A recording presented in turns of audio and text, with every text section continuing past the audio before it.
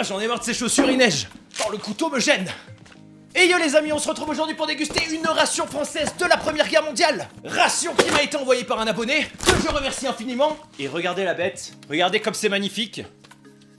Il s'agit bien sûr d'une ration reconstituée, mais la boîte est d'origine et je le remercie vraiment beaucoup. Et il m'a ajouté aussi une petite conserve mystère. Alors c'est vrai qu'on trouve pas beaucoup d'infos sur les rations de la Première Guerre mondiale parce qu'il y avait beaucoup de produits frais, et c'est vraiment la Seconde Guerre mondiale qui a développé les rations. On va lire sa petite lettre parce qu'apparemment il en connaît beaucoup, et beaucoup plus que moi là-dessus. Yo P1, j'espère que tu vas bien. Cette année étant la dernière année du centenaire de la Première Guerre mondiale, j'ai voulu te préparer une ration type comme ils auraient pu avoir. Je l'ai reconstituée avec de la nourriture moderne, la boîte de la ration est toute bonne de l'époque. Je t'ai joint un petit récapitulatif des rations de l'époque, j'ai ajouté à cela une conserve des enfers, j'espère que tu apprécieras. A bientôt Thomas, et je te remercie infiniment Thomas, et je fais une grosse dédicace à ton pote Gérald qui regarde toutes mes vidéos. Voilà, Gérald survit et mange gras. Avant de regarder ce qu'il y a dans cette magnifique ration, petit cours d'histoire. Donc Thomas nous dit qu'il existait 3 types de rations, donc la ration normale distribuée en cantonnement, je suppose à base de produits frais, la ration forte distribuée dans les périodes de combat, et la ration de réserve que le soldat possède en permanence sur lui.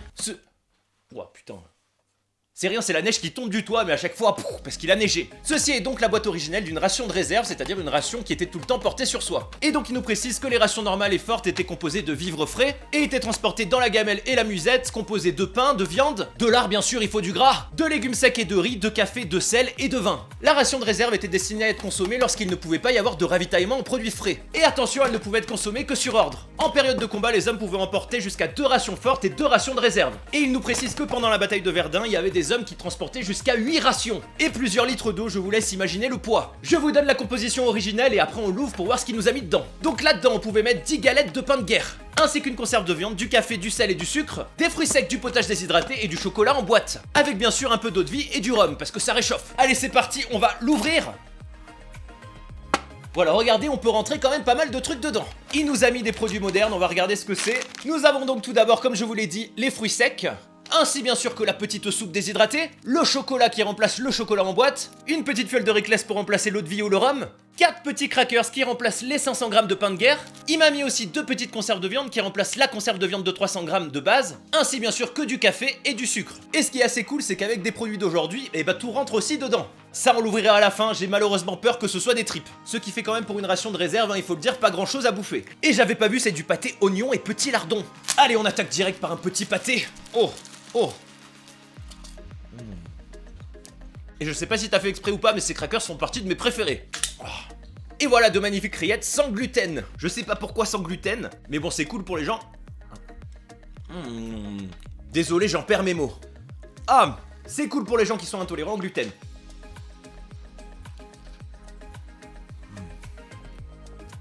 Et bien sûr, j'ai pas pris de petit déj, donc c'est parfait. En tout cas, c'est vraiment très cool. Je te remercie vraiment Thomas de nous faire découvrir tout ça.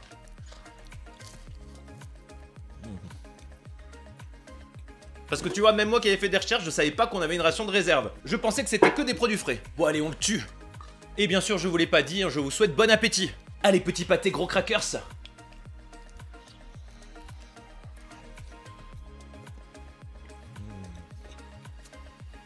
Allez, avant le second pâté, on enchaîne un petit peu sur les fruits secs.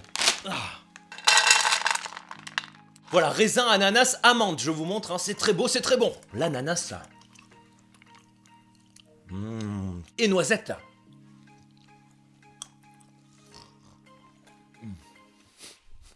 Alors je rigole comme un con parce que j'ai un grand-père qui a survécu à Verdun. Du coup je l'imagine en train de me voir bouffer. Bon, je pense pas qu'il mangeait comme moi à l'époque, mais...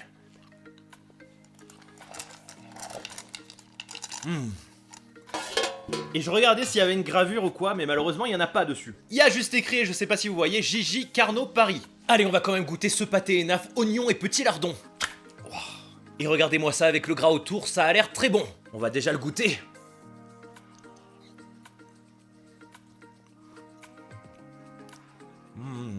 Et celui-là, il est vraiment bon. Oignon lardon fumé, magnifique. Voilà, doucement. Et écoutez, celui-là, je vous le recommande à chaque fois. Je suis surpris, je découvre toujours de nouveaux pâtés Enaf, qui, je le rappelle, est la marque de pâté que l'on trouve dans les rations françaises. Et qui fait du coup bien sûr la fierté des Bretons. Allez, le chocolat c'est parti, alors il m'a précisé quand même qu'il n'avait que 15 grammes. Oh, voilà 15 grammes.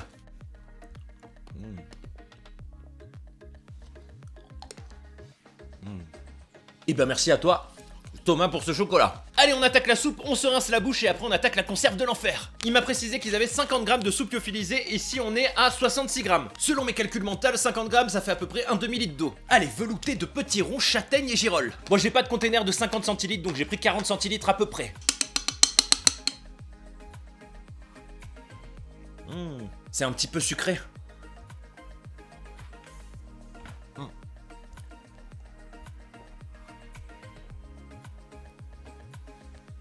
Et bah autant d'habitude les soupes Knorr je les trouve un peu trop salées, bah celle-là ça va.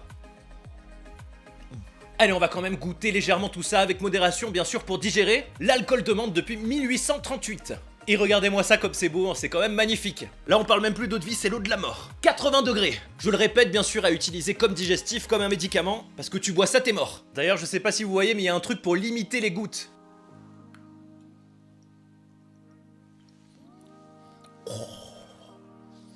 Oh con. En tout cas ça rince la bouche. J'ai l'impression que quand la goutte elle a touché ma langue ça s'est évaporé, ça fait pchit. Puis après il y a eu une flamme. Et du coup c'est bien parce qu'en survie ça peut aussi servir d'allume-feu. Allez c'est parti, on va regarder ce qu'il y a dans la conserve de l'enfer. Alors pourquoi la conserve de l'enfer? Parce que j'avais utilisé la table de l'enfer quand j'avais mangé des tripes et vomi. Donc j'ai bien peur que ce soit des tripes. Ah non, on dirait pas.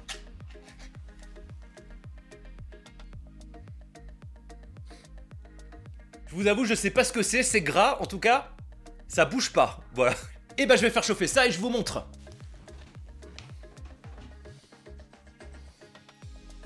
Bon, vous voyez ma tête là ou pas? Et c'est bien sûr de magnifiques petites tripes à la sauce tomate. Alors comment tu sais si tu aimes les tripes ou pas la première fois? Tu prends ton plat bien chaud, bien fumant.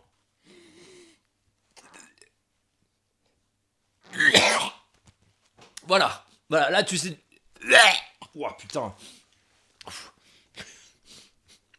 Bon voilà, merci, on avait fait une vidéo vachement sérieuse et tout, super bien parti, et à la fin on finit par ça.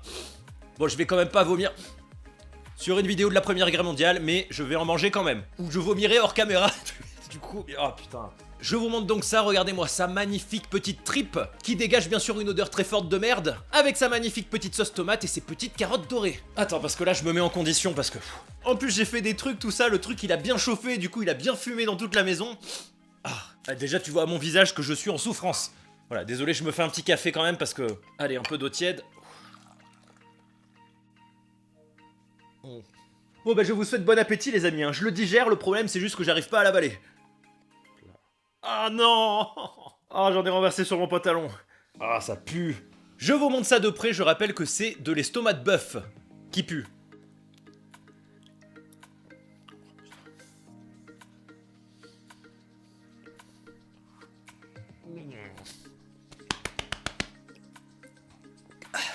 Faut imaginer que c'est autre chose, mais...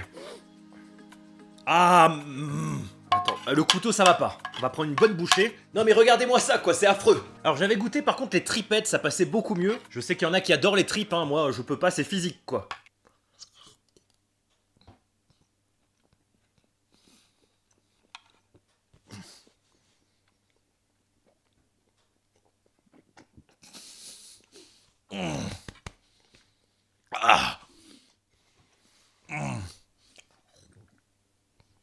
Avec le café j'ai pire.